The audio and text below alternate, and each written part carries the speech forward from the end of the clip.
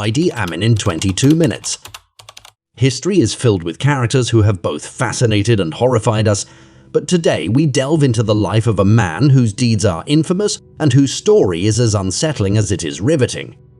His name is synonymous with brutality and terror, and his rise to power is a tale that will leave you spellbound. Before we unravel the chilling story of Idi Amin Dada, the man once called the greatest brute that an African mother has brought to life. Make sure to like this video and subscribe to our channel for more captivating stories from the annals of history. Born in the remote village of Koboko between 1925 and 1928, Idi Amin was a child of the Kakwa tribe. His mother was a witch doctor, and though his formal education was limited, he gained fame as a young boy for his ability to recite the Quran, even winning an award for this talent. Amin's early years were humble. He tended goats in the fields, later finding employment as a hat and coat attendant at a hotel. It was there that his imposing physique caught the eye of a British Army officer. Tall and well-built, Amin's lack of education meant he would readily follow orders, a trait that secured him a spot in the British colonial army. His military career began humbly as a laundry worker in 1946, but his eagerness and boldness soon marked him as a standout private. From hunting down animal raiders in Somalia to training for the Scottish military band, Amin's rise was swift. By 20, he was a 6'4", 240-pound force to be reckoned with. He excelled in boxing, becoming the Ugandan light heavyweight champion, and his physical prowess was noted in many military reports. However, not all assessments were flattering. One report dubiously praised him as a splendid and good rugby player, but virtually bone from the neck up. His cruelty and cunning were evident even then. Idi Amin's early life laid the groundwork for his terrifying rule in the 1970s, a time when his love for torture, severed heads and even cannibalism became known. His actions in power earned him the description from his predecessor, Milton Obote, as the greatest brute that an African mother has brought to life, a label that would haunt him until his final days. In 1952, Idi Amin's brigade was dispatched to Kenya to combat the Mau Mau rebellion. He performed foot patrols in the jungle to suppress the rebels and swiftly rose through the ranks to corporal and then sergeant. By 1953, Amin had achieved the highest rank a black officer could attain in the British colonial army, Effendi equivalent to a warrant officer. Along with fighting the Maumau Mau, Amin fathered 2 children during his time in Kenya, the first of 35 children born to 5 wives. In 1954, the brigade returned to Jinja in Uganda, and Amin stood out in the Scottish Army Band during Queen Elizabeth's visit. He later led a failed movement for increased salaries for native soldiers and endured disappointments, such as failing military intelligence tests twice. In 1959, after being transferred to the King's African Rifles Corps Band, he returned to combat. Amin was posted to the Kenya-Uganda border, where he navigated a bitter rivalry between the Ugandan Karamojong and Kenyan Turkana nomads. His arrival came after a significant British defeat by the Turkana. Amin's unorthodox means of restoring order, including his threat to mutilate cattle rustlers, were not empty words. His actions were brutal and brought an unprecedented level of ferocity to the region. He was promoted to lieutenant and even negotiated a peace agreement with Turkana leader Edward Matea. Uganda's independence in 1962 marked a shift as the nation developed its own army. Though British officers remained, the native brigades were no longer treated as second-class soldiers. Amin's experiences during this time laid the groundwork for his future role in Ugandan history, showcasing his initiative, leadership and ruthless methods. As early as 1964, Idi Amin began maneuvering to strengthen his position within the Ugandan army. His role in suppressing the Turkana rebellion drew the attention of Uganda's first Prime Minister Milton Obote, who subsequently promoted the imposing young soldier to the role of Deputy Commander of the army. Amin was given command of the 1st Battalion of the Ugandan Army, and in 1965 He led this force into the Congo to support nationalists against the foreign-backed government. Unfortunately, the mission was unsuccessful and the Ugandan forces were repelled by Congolese mercenaries. Later that year, Amin found himself embroiled in a scandal involving gold and ivory smuggling. President Frederick Mutasi II demanded an investigation, but Obote responded by promoting Amin to General and Chief of Staff, entrusting him with resolving the matter. In a shocking move, Obote then arrested 5 ministers and appointed himself president. Amin's military prominence continued to grow.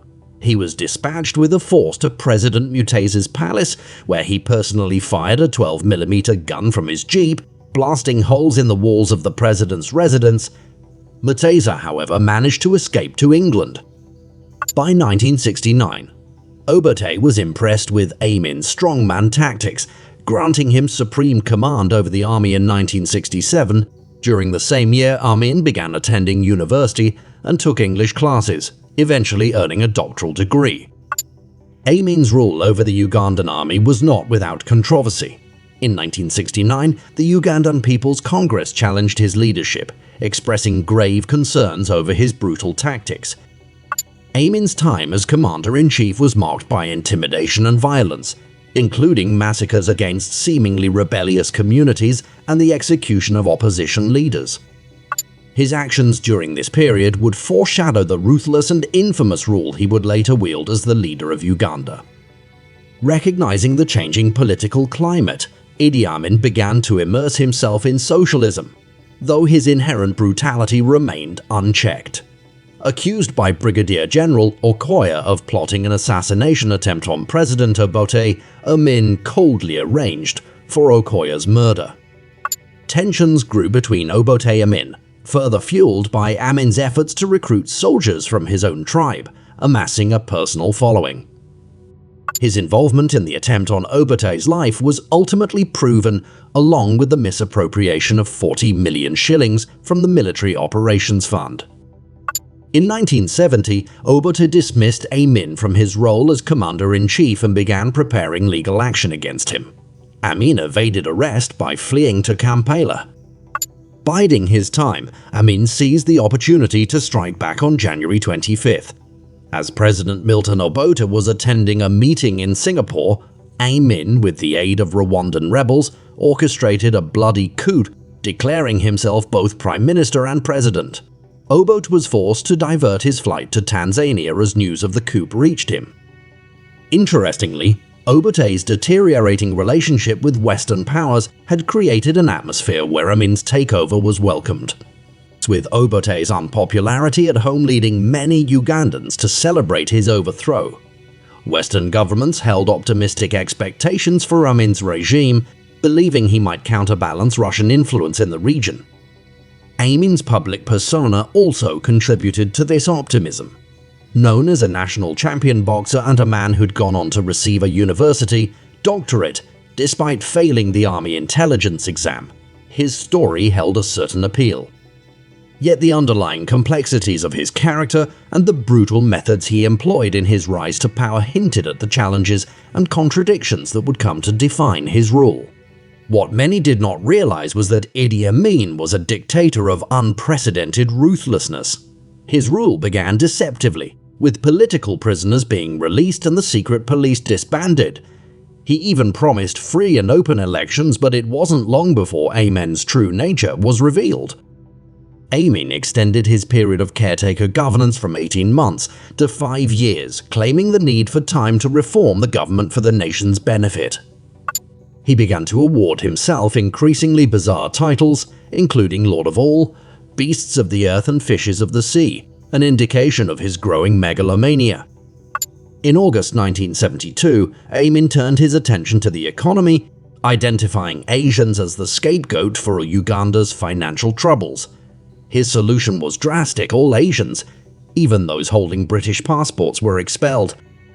Amin claimed he had been given this message in a vision from God. The 70,000 affected were given 90 days to leave the country or face grave consequences, taking only what they could carry, leaving the rest to Amin's associates. Amin's cruelty extended further. He set out to rid the country of anyone associated with the former regime, leading to routine assassinations that reached those merely connected to the old British rule. British and Jewish residents were expelled and their properties confiscated. The international response was severe. Great Britain and Israel cut off all diplomatic relations with Uganda and ceased supplying arms. Amin's reign, marked by eccentricity and terror, left a lasting scar on the nation, and his actions would reverberate in the international community for years to come. Idi Amin found allies in unlikely places such as Libya, where he struck an agreement with Muammar Gaddafi. In exchange for support, Amin promised to convert Uganda to Islam. He also turned to Russia for military support, vowing to stand as a bulwark against the West. Amin's influence extended to the Palestinian struggle against Israel, and he implemented drastic changes within the Ugandan army. 36 leading officers, expecting special training, were thrown into prison and brutally killed. Brigadier Solomon Hussein met a similarly grisly fate, beaten to death by his subordinates and his severed head sent to Amin as a trophy. Amin's rule was marked by violent and erratic behavior. At his residence in Kampala, he kept the severed head as a grim reminder of his authority. He orchestrated elaborate ruses that led to the deaths of top army officers. During staged events, tanks veered off course to crush officers, or grenades were thrown into rooms to kill assembled leaders. In a short span, nearly every trained officer in Uganda was eradicated, replaced by members of Amin's Kakwa tribe. Men who had once been simple goat herders were elevated to the ranks of high-ranking generals virtually overnight. Amin's reign was characterized by sudden, brutal shifts in power, reflecting a regime both unpredictable and merciless. Idi Amin managed to conceal the carnage occurring within his army, both from his own citizens and the international community. However, when the killing spree extended to the general populace, the facade of civility was shattered. In his pursuit to maintain order and control over his regime, over 500,000 Ugandans were mercilessly killed.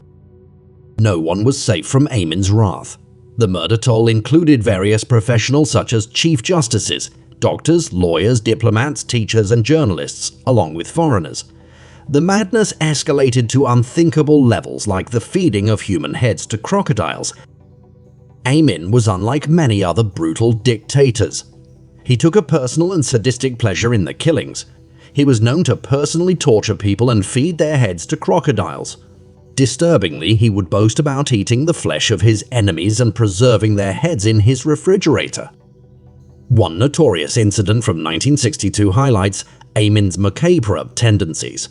During a state dinner at his palace, he abruptly left the table only to return with the frozen head of Brigadier Solomon Hussein.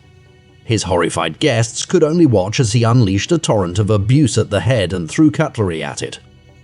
Under Amin's rule, essential funds were redirected away from education, infrastructure, and health to strengthen and expand the military. This neglect for the well-being of the country's people further emphasized his obsession with maintaining power and control, even at the expense of his nation's future. Under Idi Amin's rule, military courts gained prominence over civil courts.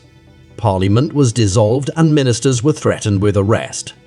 As Amin increased the level of terror, he seemed to become more and more paranoid. Amin surrounded himself with a security detail of up to 18,000 men. This group acted as a ruthless death squad engaging in murder, rape, and pillage. On an average day, between 40 and 50 bodies were thrown into Lake Victoria. In 1972, the ousted President Tota, operating from Tanzania, attempted to retake power. Amin struck back by bombing Tanzanian towns near the border, effectively quashing Obote ambitions. But Amin's influence wasn't confined within his borders. He offered to mediate peace in Northern Ireland, encouraged Scotland to break away from the Commonwealth, and urged African nations to unite against South Africa. Amin even became the chair of the Organisation of African Unity, AUE, where he promoted a complete severing of relations with the West. He went as far as to declare himself not Queen Elizabeth as the head of the Commonwealth, and in line with this belief he awarded himself the Victoria Cross. In the mid-1970s, Idi Amin worked to establish diplomatic relations with Russia and Libya, supporting the Palestinian Liberation Organization (LOA). His connection with the PLO became highly visible in June 1976, when members of the organization hijacked a plane from Tel Aviv to Paris. Amin invited the hijackers to land the plane at Entebbe Airport, where 256 hostages were held. The hijackers demanded the release of 53 PLO prisoners from the Israelis in exchange for the hostages' safety. A dramatic moment arose when one of the hostages, an elderly woman named Dora Bloch, choked on food and required immediate medical attention. Amin became personally involved, rushing to the airport where images were captured of him chastising the passengers. These images were broadcast around the world.